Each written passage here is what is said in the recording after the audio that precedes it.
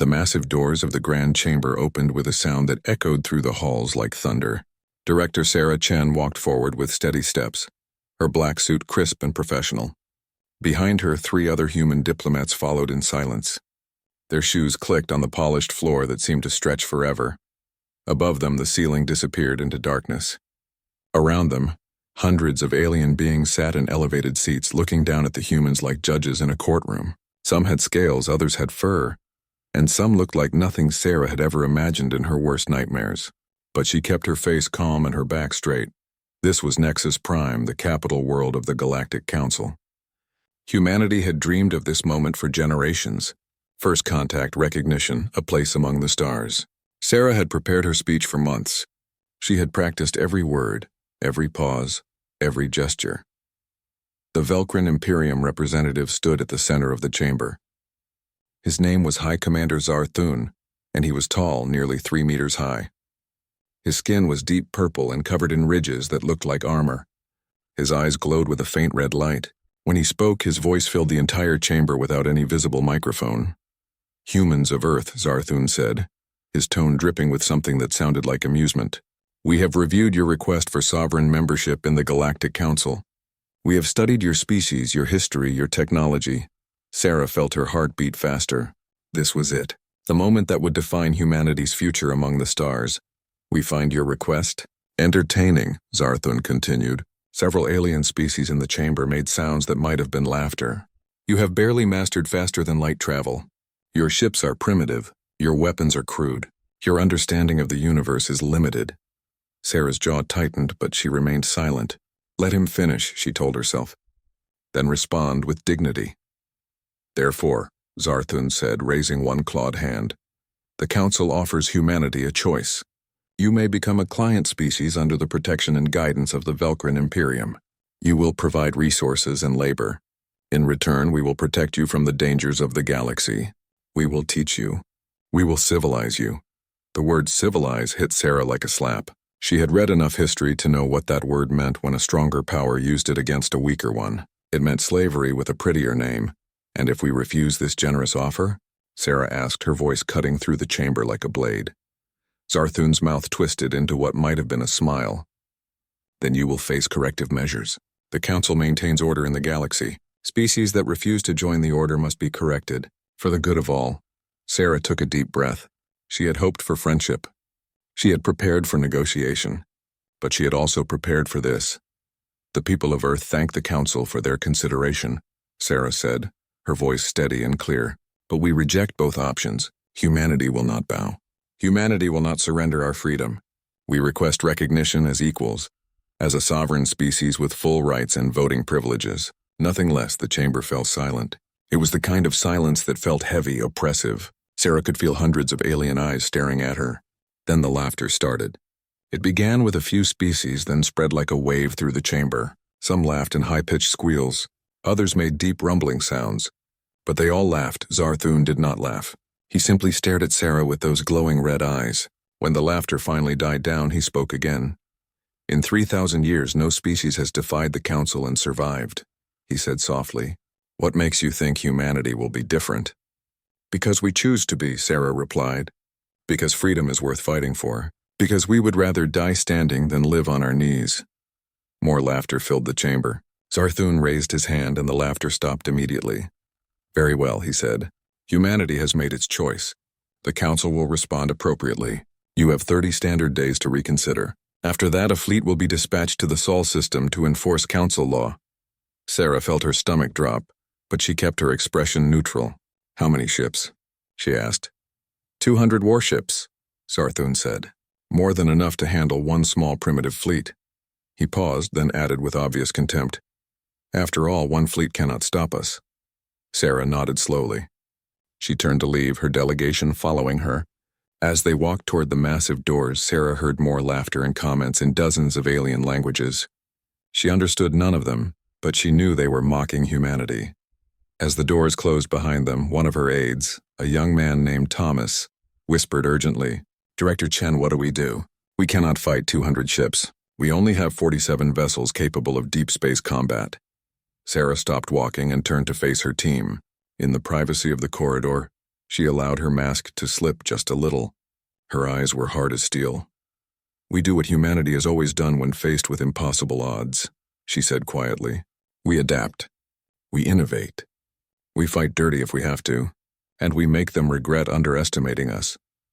"But Director," Thomas said, his voice shaking, "they have thousands of years of advanced technology. They have weapons we cannot imagine. They have arrogance," as Sarah interrupted. "They have become comfortable. They have forgotten what it means to fight for survival. We haven't." She pulled out a small communication device and activated it. A holographic image appeared, showing a stern-faced man in a military uniform. "Admiral Marcus Rivera, commander of humanity's entire deep space fleet." "Admiral," Sarah said, "negotiations have failed. They are sending 200 ships to Sol in 30 days. I need you to prepare our defense." Admiral Rivera's expression did not change. 200 ships against 47. "Those are terrible odds, Director." "Yes," Sarah agreed. "For them. They think we will fight like they do. They think we will follow their rules. They think we are civilized."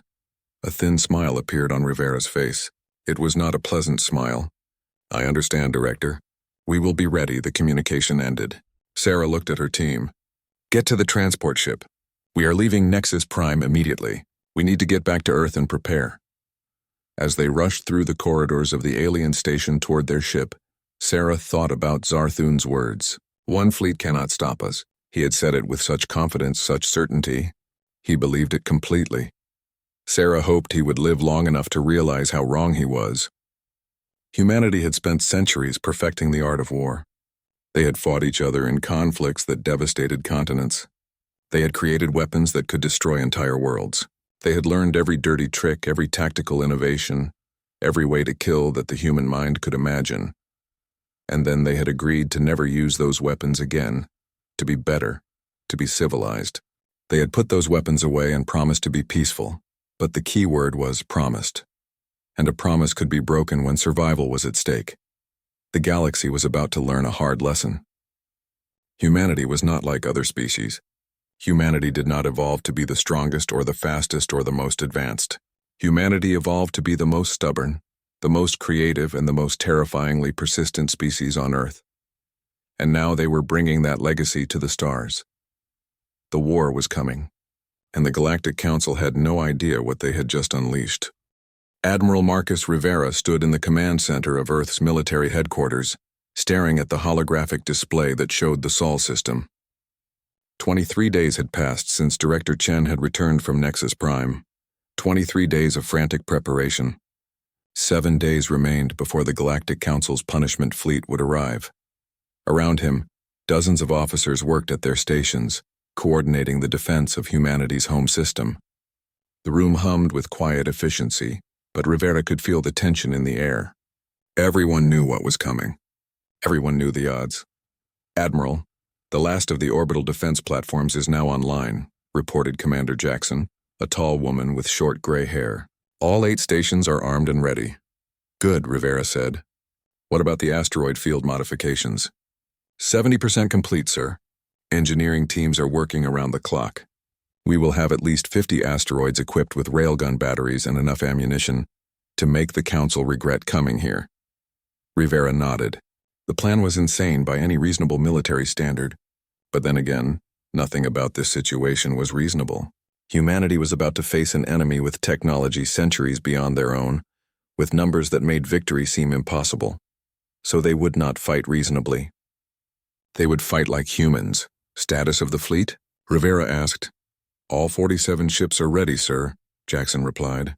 "But sir, if I may speak freely, taking the entire fleet out to meet them seems like suicide. Standard military doctrine suggests we defend from a fortified position. Standard military doctrine is designed by the Galactic Council," Rivera said quietly. "They expect us to wait here to defend our planet, to make a last stand. They expect us to be predictable." He turned to face Jackson directly. "Tell me, Commander, what do you think happens if we wait here? If we let them choose the time and place of battle?" Jackson hesitated. "They destroy our fleet, then bombard Earth until we surrender." "Exactly," Rivera said. "So we will not give them that chance. We will meet them in deep space.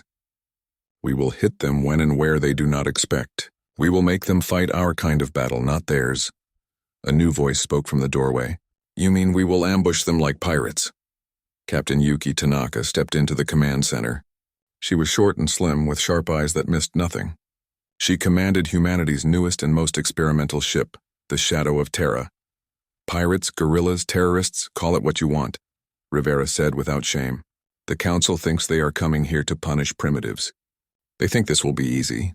We will show them the cost of underestimating humanity. Tanaka smiled. It was a cold smile. My ship is ready, Admiral. The Council's sensors will not detect us until it is too late. The Shadow of Terra was humanity's secret weapon. While the Council had focused on energy shields and plasma weapons, humanity had invested in stealth technology. The ship could hide in the darkness of space, invisible to the enemy until it struck. It was not honorable. It was not civilized. It was effective. What about the nuclear payloads? Rivera asked. Loaded and armed, Tanaka confirmed. 200 warheads, each modified for zero-gravity detonation. The Council banned nuclear weapons 3,000 years ago. They will not expect them. Their shields are designed for energy weapons, not the raw kinetic force of a nuclear explosion. Rivera pulled up a new display, showing the trajectory of the incoming Council fleet. Intelligence reported they were traveling in a standard formation, confident and unhurried. They had even sent broadcasts ahead, demanding Earth's surrender and announcing their arrival. They are announcing themselves like they are coming to a parade, Rivera muttered. They have no idea we have been preparing for hostile first contact since the moment we achieved faster-than-light travel. It was true. Humanity's first venture into interstellar space had been filled with hope, but also with fear. What if the aliens were hostile? What if humanity encountered something that wanted to destroy them? The government had created contingency plans for every scenario. Plans that included weapons the civilized galaxy had forgotten existed. Sir, we are receiving another transmission from the Council fleet, reported a communications officer. They are demanding our surrender and promising mercy if we comply. Ignore it, Rivera ordered. They will receive our answer soon enough. He turned to address the entire command center. In 6 days, we jump to intercept the Council fleet. We will emerge from faster-than-light travel directly behind their formation. We will have approximately 30 seconds of surprise before they react. In those 30 seconds, we will inflict maximum damage. Admiral, another officer spoke up nervously. The computers estimate we will lose at least 30 ships in the first engagement, possibly more. The odds of victory are less than 5%.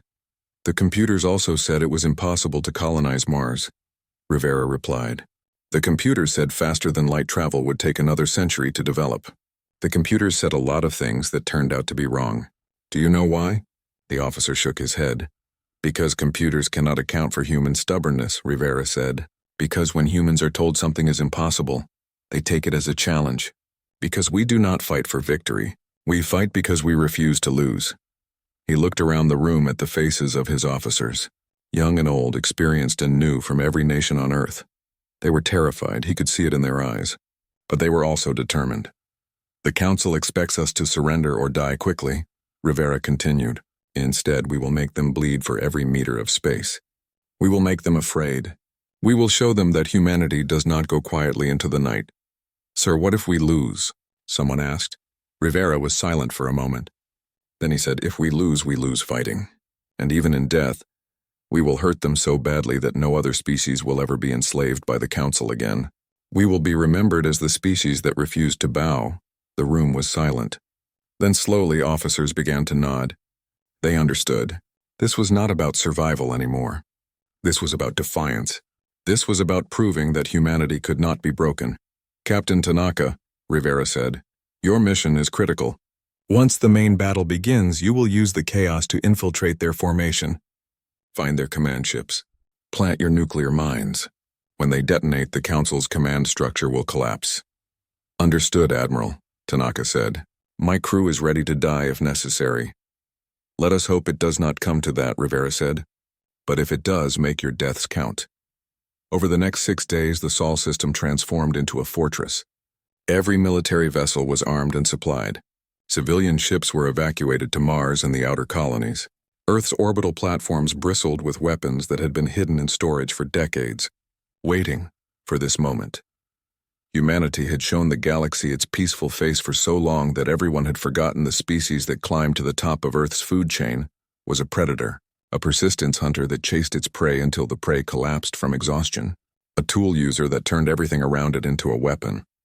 On the 6th day, Admiral Rivera stood on the bridge of his flagship, the Indomitable. Around him, 46 other human ships prepared to jump. They were old ships, some of them.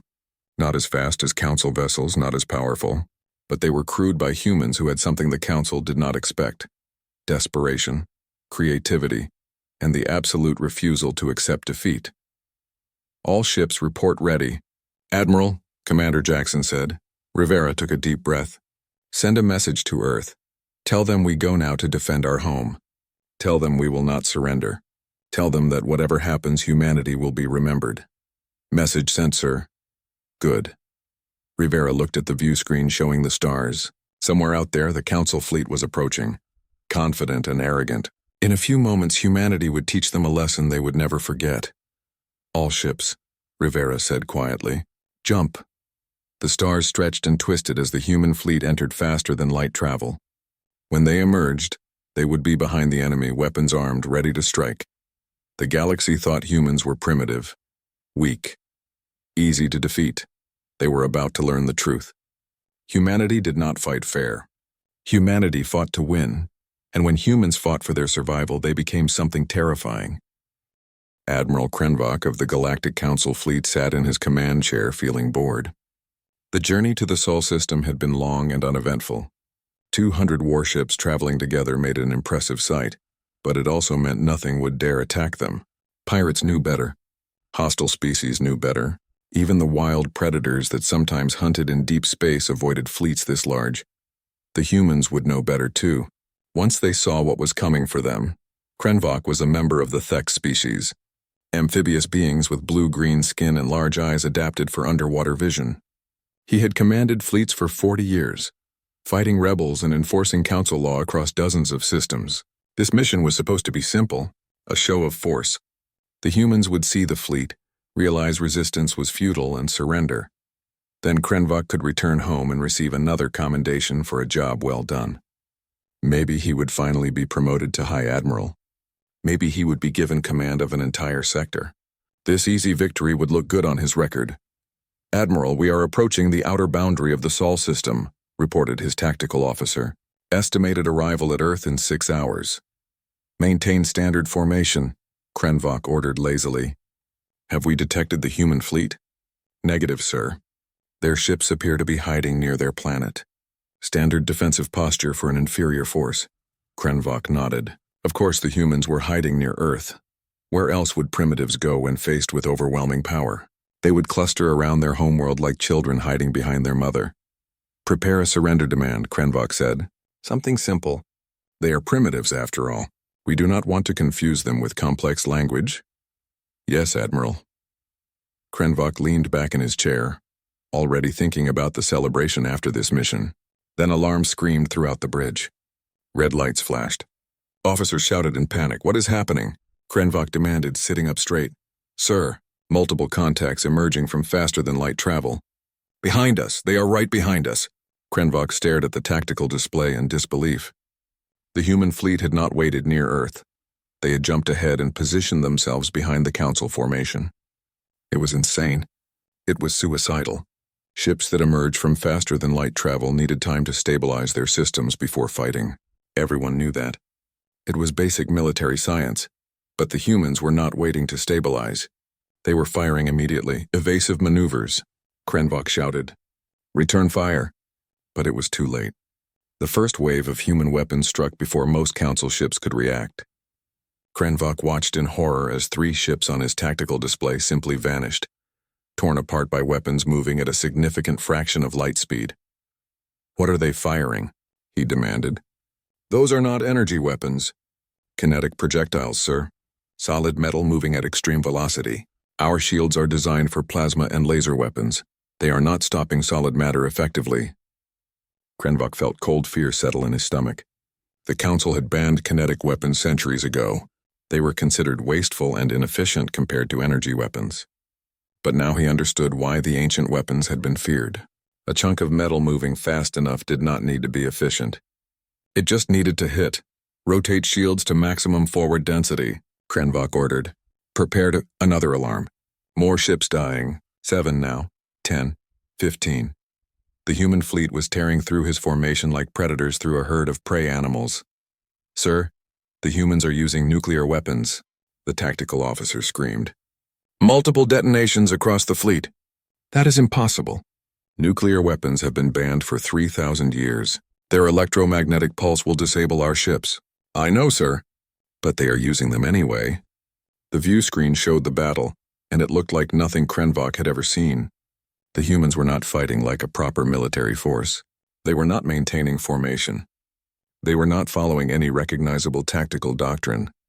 Instead, they were everywhere at once, appearing and disappearing, striking from unexpected angles. One human ship accelerated directly at a council cruiser and rammed it. Both ships exploded in a ball of fire and debris. It was a suicide attack, something no civilized species would consider. But it destroyed a ship worth 100 times more than the small human vessel. They are ramming us, someone shouted. They are insane. 20 ships lost now. 25.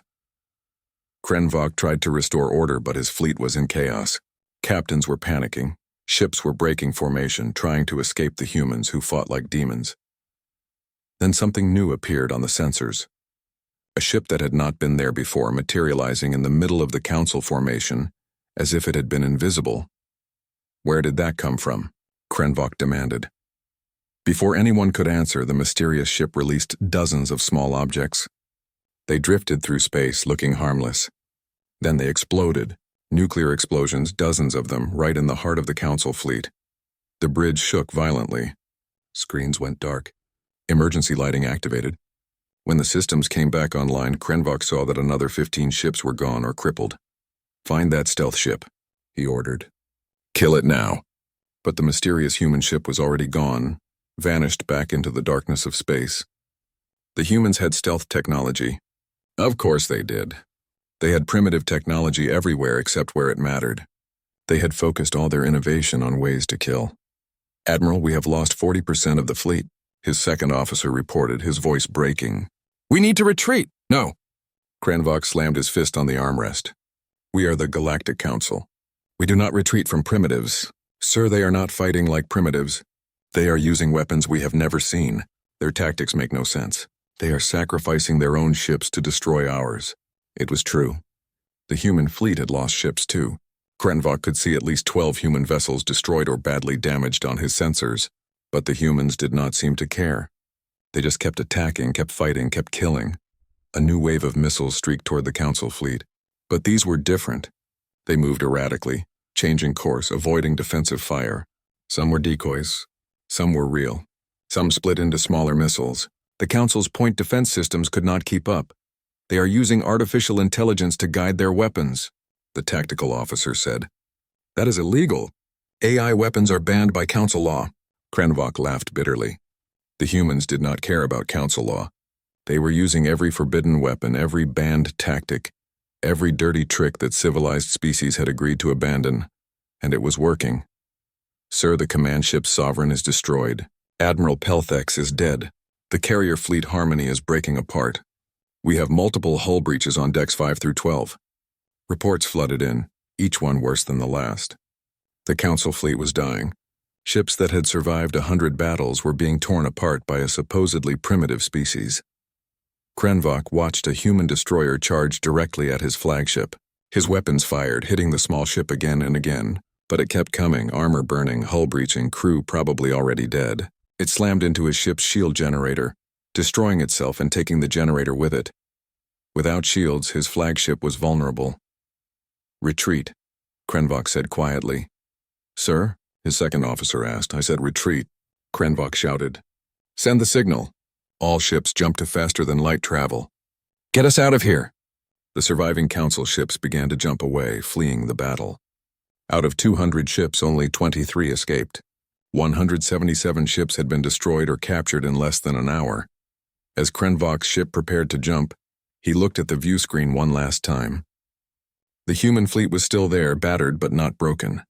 Fewer than 30 ships remained operational, but they had won. How? Krenvok whispered. How did they do this? His tactical officer looked at him with haunted eyes. Sir, they did not fight like civilized species. They fought like, like what? Krenvok demanded. Like they had nothing to lose, the officer said. Like they would rather die than surrender. I have never seen anything like it. They are monsters. The ship jumped to faster-than-light travel, leaving the battlefield behind, but Krenvok knew he would never forget what he had seen. The galaxy thought humans were primitive, weak, easy to defeat. They were wrong. Humans were not weak. They were the most terrifying thing Krenvok had ever encountered.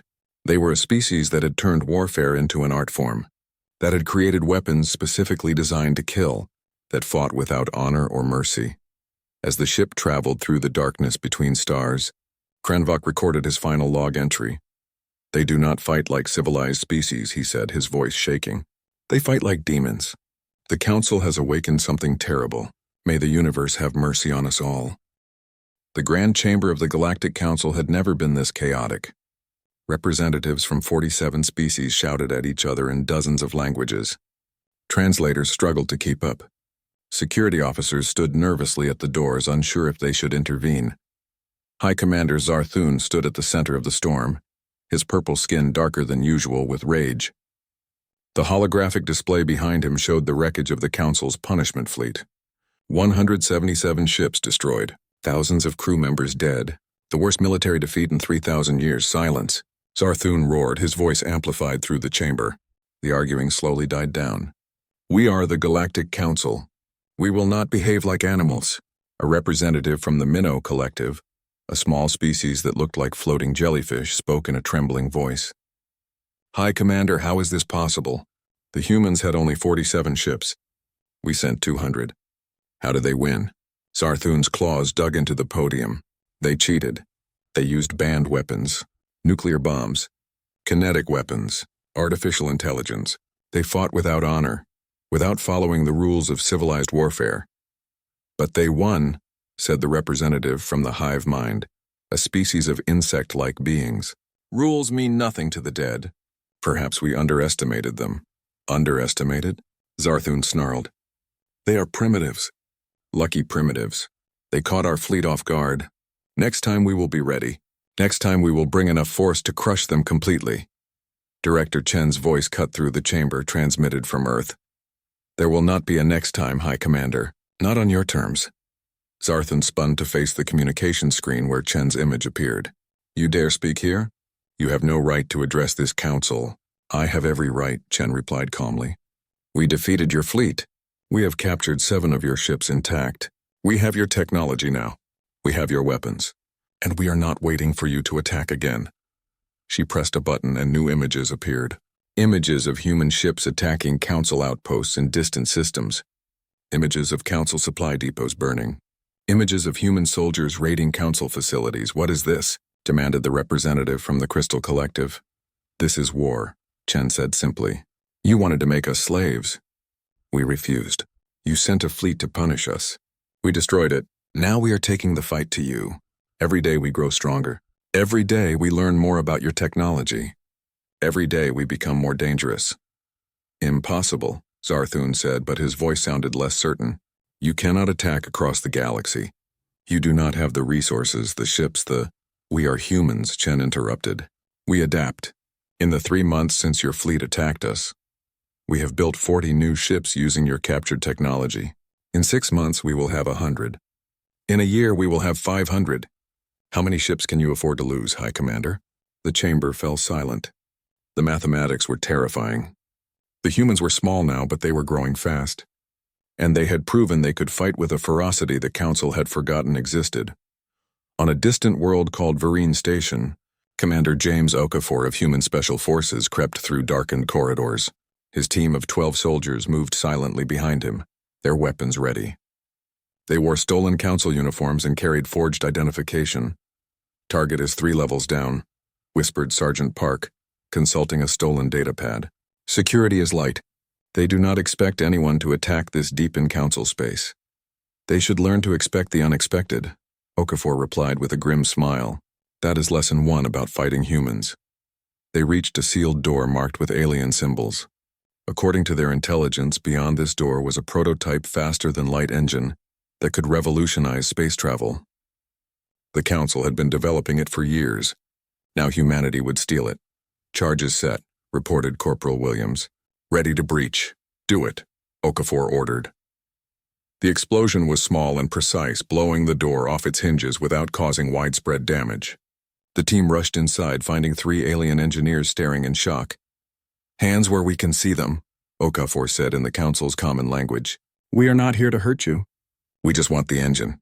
One engineer reached for an alarm. Sergeant Park shot him with a stun weapon. The alien collapsed, unconscious but alive. The other 2 engineers raised their hands quickly. Smart choice, Okafor said. Help us load the engine and you live. Resist and you don't. Simple math. 20 minutes later, Okafor's team was back at their ship with the prototype engine. As they jumped to faster-than-light travel, Okafor recorded a message to be broadcast on Council communication channels. This is Commander Okafor of Earth. We have taken your technology. We will continue to take more. Every ship you send against us makes us stronger. Every battle you fight teaches us your weaknesses. Stop this war now, or we will bleed you dry. Back in the Grand Chamber, more reports came in. A Council shipyard destroyed by human commandos. A supply convoy ambushed. A communication relay hacked, spreading human propaganda throughout Council space. They are like parasites. Zarthun shouted, attacking from the shadows, never fighting honorably. They are winning, said the representative from the Peaceful Union, a species of floating gas beings. Perhaps it is time to negotiate. Never. Zarthun slammed his fist down so hard the podium cracked. The Velcrin Imperium does not negotiate with primitives. I will gather a grand armada. 2,000 ships. I will personally lead them to Earth and burn that world to ashes. Several representatives shifted uncomfortably. 2,000 ships was an enormous force, perhaps 10% of the entire Council military. It would take months to assemble and would leave many systems undefended. High Commander, the Minnow representative said carefully. Are you certain this is wise? Perhaps we should... Are you questioning me? Zarthun's eyes glowed brighter. The Velcrin have led this council for 1,000 years. We have kept order. We have maintained peace. I will not allow one upstart species to destroy everything we have built. Captain Yuki Tanaka sat in the command chair of the Shadow of Terra, watching a council supply convoy through her ship's sensors. Her stealth systems kept her invisible. The convoy had no idea a human warship was following them. 3 cargo ships, 2 escorts, reported her tactical officer. Standard configuration, probably carrying weapons or ammunition. Too easy, Tanaka said, almost like they want us to attack. Maybe they do, suggested her second officer. Maybe it is a trap. Tanaka considered this. The council was not stupid. They would learn from their defeats. They would start using human tactics against humans. Ambushes, traps, dirty tricks. Good. That meant they were taking humanity seriously. That meant they were scared. We attack anyway, Tanaka decided. But we do it smart. Launch 2 probes ahead. If there are hidden ships, the probes will find them. The probes revealed nothing. The convoy was exactly what it appeared to be. Tanaka ordered the attack. Her ship decloaked directly beside the lead cargo ship and fired at point-blank range. The cargo ship exploded, taking 1 escort with it. The second escort tried to run but was destroyed before it could jump to faster-than-light travel. Take what supplies we can carry, Tanaka ordered, then destroy the rest. Leave nothing for them. As her crew worked, Tanaka thought about the war. Humanity was winning battles, but the Council was vast. Eventually, the Council would gather enough force to overwhelm humanity through sheer numbers. Earth needed allies. Earth needed other species to join them.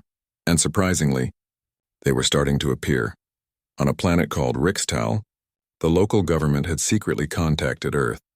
They were a minor species in the Council, forced to pay tribute and follow Velcrin orders. They had watched humanity fight back, and it had inspired them.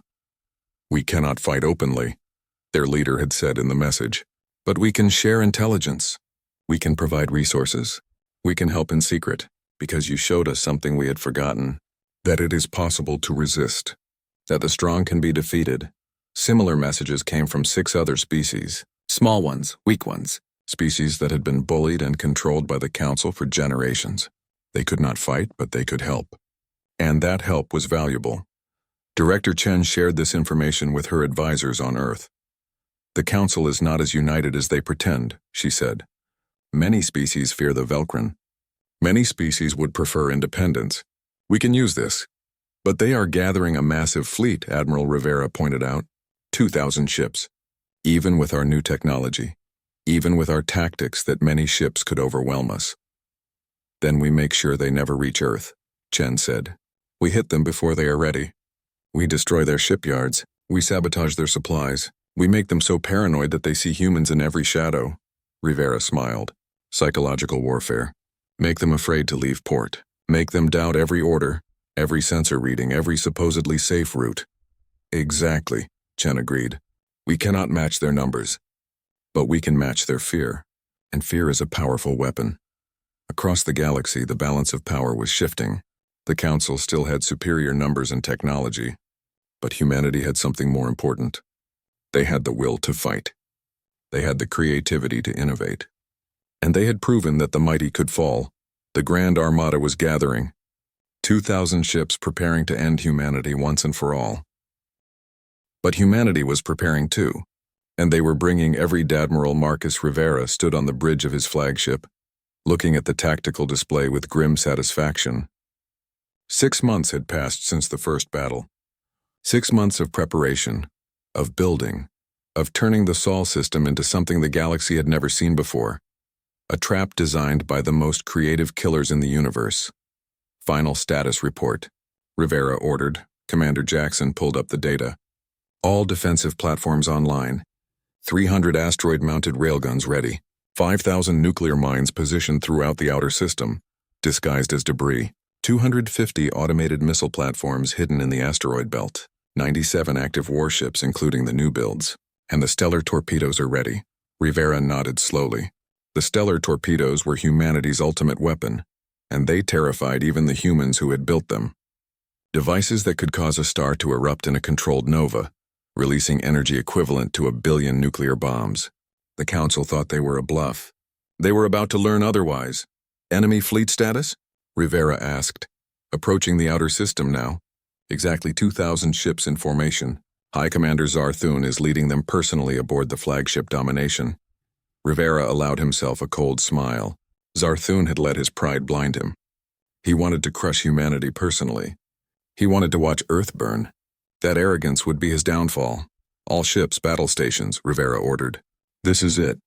Everything we have built, everything we have prepared comes down to the next few hours. Remember why we fight, remember what we protect, and remember that the galaxy is watching. High Commander Zarthun stood on the bridge of his flagship, feeling supreme confidence. Behind him stretched the greatest armada ever assembled. 2,000 warships, each one a masterpiece of Council technology.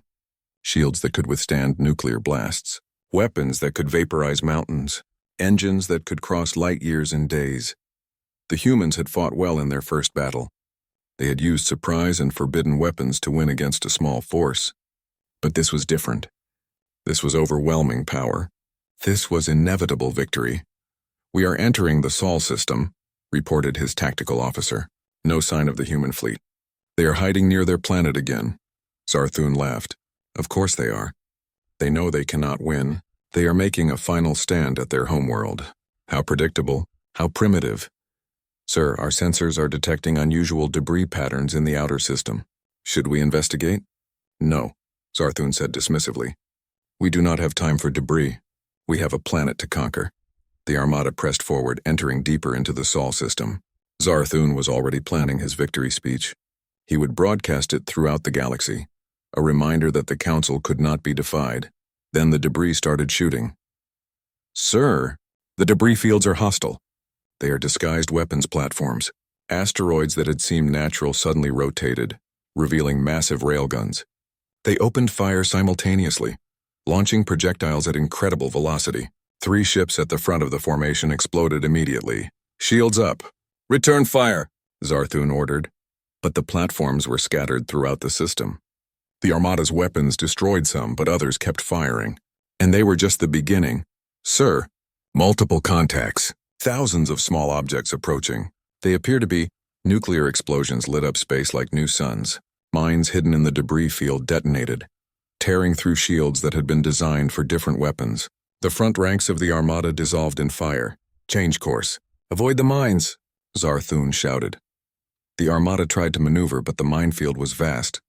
Ships that tried to avoid one mine flew into another. Ships that stopped were hit by railgun fire from the automated platforms. Ships that pressed forward died in nuclear fire. "We have lost 200 ships," his tactical officer reported, voice panicked. "And we have not even reached their fleet yet." Then the human fleet appeared. 97 ships against 2,000. It should have been nothing. But the humans did not attack normally. They came from every direction at once, using the chaos of the minefield as cover. Captain Yuki Tanaka's stealth ship materialized in the middle of the armada. She launched every missile she had, targeting the communication relays that allowed Zarthun to coordinate his fleet. Then she vanished again before the council ships could respond. "We have lost communications with 15 battle groups," someone shouted on Zarthun's bridge. "They are operating independently." Admiral Rivera watched the battle unfold exactly as he had planned. The council's superior numbers meant nothing in the chaos. Ships collided with each other trying to avoid mines. Formations broke apart. Captains made their own decisions without coordination. And through it all, human ships struck like sharks, targeting damaged vessels, destroying supply ships, and then disappearing before the council could retaliate.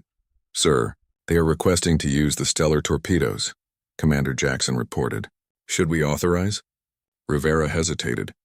The stellar torpedo was a weapon of last resort. If they used it, the galaxy would know humanity was willing to destroy entire star systems to win. It would change everything. But then he looked at the tactical display. The Council Armada was still too strong. Despite all their preparations, despite all their tricks, the sheer numbers would eventually overwhelm humanity.